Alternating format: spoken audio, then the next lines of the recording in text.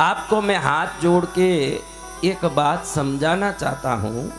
जरूर ये प्रकृति के तत्व पर थोड़ा ध्यान दिया करिएगा। प्रकृति का तत्व देखोगे बड़ा आश्चर्य है। जितने रात में पुष्प खिलते हैं सभी सफेद रंग के हैं। सूर्योदय के बाद जितने पुष्प खिलते हैं, मोगरा, चंपा, चमेली, रात में जो पुष्प खिलते हैं सब सफेद रंग के हैं। दिन में जो पुष्प खिलते हैं सभी बहुविध रंग के हैं, लाल, पीले, ये सब दिन में। सूर्योदय पाके जो पुष्प खिलते हैं ये लाल, पीले, पिंक, जितने रंग हैं ये सब दिन में खिलते हैं। रात में जो भी पुष्प खिलते हैं सब सफेद रंग के। एक भी पुष्प पूरे धरती में किसी भी देश में रात के समय बहुरंगी पुष्प या कोई भी अन्य रंग का पुष्प नहीं खिलता, सिर्फ श्वेत रंग का। इतनी नियति से दुनिया चलती है। कितनी नियति से? फिबोनाची नंबर्स एक कहते हैं। फिबोनाची नंबर यानी 1 + 1 = कितना? बोलो। 2 + 1 = 3 + 2। अभी जो देखो फिबोनाची सीरीज बोलते हैं। क्या बोलते हैं? ये धरती फिबोनाची सीरीज से चलता है। आपको शायद मालूम नहीं हो तो मैं समझाना चाहता हूँ। देखो ये लास्ट वाला लेना है। 1 + 1 क्या हुआ? अब 1 + 2 ऐसे लेना। अब क्या लेना? ये लास्ट वाले दो लेना। 1 + 2 क्या हुआ? अब ये लास्ट में क्या बचे? ये क्या है? ये फिबोनाची सीरीज है। 2 + 3 5। अब क्या लेना?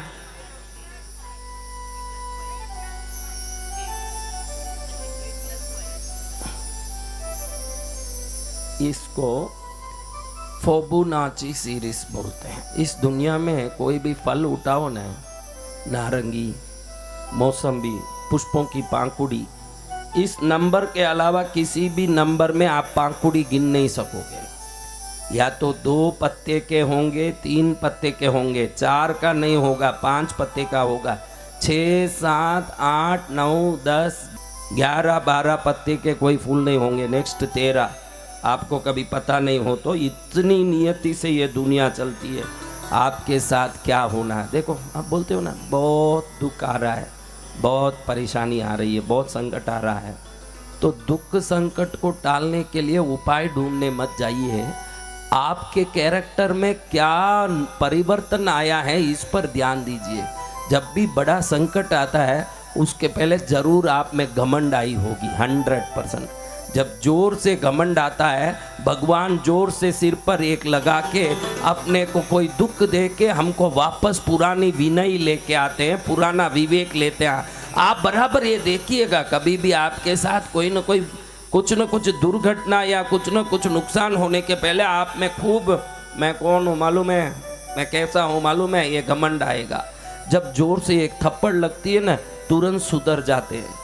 तो उपाय से नहीं, हमारे गुणों से भी हम जीवन में निरंतर श्रेष्ठता प्राप्ति की व्यवस्था कर सकते हैं। क्योंकि जब भी हम में दुर्गुण आता है तब जरूर कुछ न कुछ शिक्षा देने के लिए प्रकृति से हमको एक संदेश, कोई शिक्षा के रूप में, सबक के रूप में, कोई घटना के रूप में हमारे पास आता है। ये निश्चित आपके पास होगा। थोड़ा अच्छा सा कमाई हो, मैंने देखा ये जितने भी संगीतकार है, विधिकारक है, वाणी गोता का नहीं बोल रहा हूँ, वो तो सदा एक सरी का ही रहता है, वो मैंने देखा है। लेकिन मैं अधिकतर लोगों को देखा हूँ, ये विधिकारकों को खास करके जो पूजा पाठ करते हैं, जब खूब काम होगा अपने काम के लिए फ़ोन करो तो 17 तारीख को मंडवा जाना है, 18 तारीख को खंबात जाना है, 20 तारीख को हमको अहमदाबाद जाना है, फिर बरूद जाना है, ऐसे जाना है साहिब जी, बहुत बहुत बहुत बिजी हूँ मैं, ऐसे करेगा जैसे ये इसके पैर ही धरती में नहीं हो वैसे। और जब काम ही नहीं रहेगा 10 बार ऑफिस में फ़ोन करेगा, सागरमल जी बोलो ना गुरुदेव को कोई काम हो तो दे दें, बोलो गुरुदेव को कोई काम हो तो दे दें।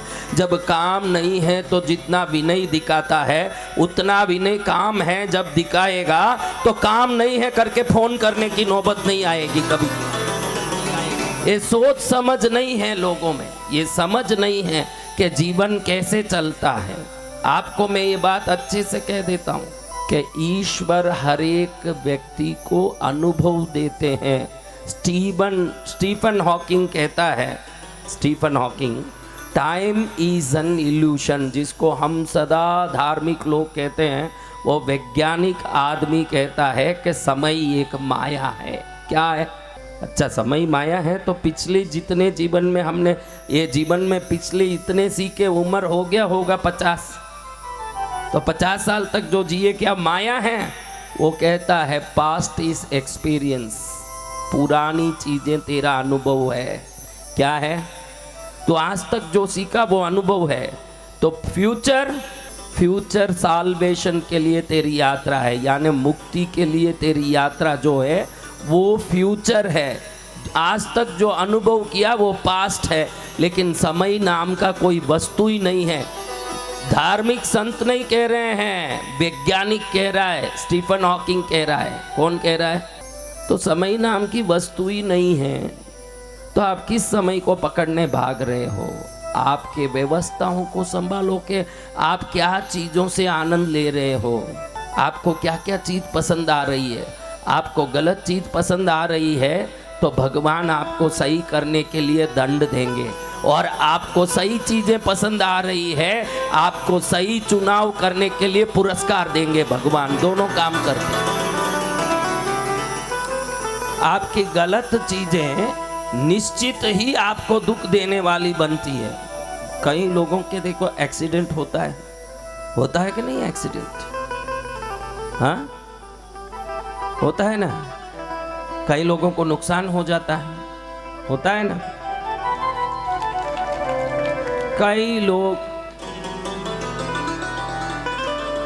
कोई ना कोई रिश्ते में कहीं ना कहीं कोई खराश आ जाने से रिश्ता छूट जाता है, बड़े दुखी हो जाते हैं। उसके पहले देखना उनका जीवनचर्या में कहीं ना कहीं अहंकार या कोई ना कोई घमंड दिख के आएगा। आप जरूर देखना, जब भी कोई दुख आता है उसके पहले हमारा जीवन थोड़ा रास्ते से बाहर भटक जाता है। तो ये जो दुख या नुकसान आता है, एक दुख या नुकसान नहीं है, भटके हुए को सही रास्ते में लाने ईश्वर का तंत्र है। वो ईश्वर ने ये योजना बनाई कि ये ऐसे सुधरेगा नहीं, इसके ऊपर एक कुटका लगाओ।